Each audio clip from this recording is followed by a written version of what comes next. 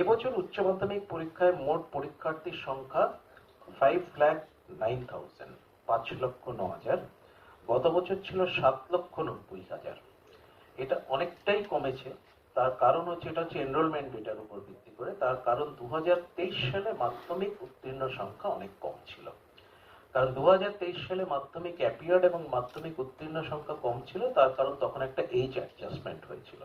ফলে যেহেতু age adjustment হয়েছিল, ফলে তখন কিন্তু অনেকটাই মাধ্যমিক অ্যাপিয়ার্ড এবং মাধ্যমিক উত্তীর্ণ সংখ্যা যেহেতু কম ছিল, এবং সেই হিসেবেই তারা কিন্তু ক্লাস 11-এ ভর্তি হয়েছে। ফলে প্রায় 2.5 লক্ষের উপর কিন্তু স্টুডেন্ট সংখ্যা এবার কম। এবার ছাত্র পার্সেন্টেজ হচ্ছে, মেল স্টুডেন্ট হচ্ছে 45.32%, গার্ল স্টুডেন্ট হচ্ছে 54.68%। মানে among the total number of student যারা এনরোল করেছে, তার মধ্যে বয়েজ হচ্ছে 45.32 এবং গার্লস হচ্ছে 54.68। গত বছর কিন্তু বয়েজ ছিল 43.48, গার্লস ছিল 56.52। একটু চেঞ্জ হয়েছে। ছাত্রদের থেকে ছাত্রী সংখ্যা প্রায় 47,571 বেশি। মানে ছাত্রদের থেকে ছাত্রী সংখ্যা 47,571 বেশি।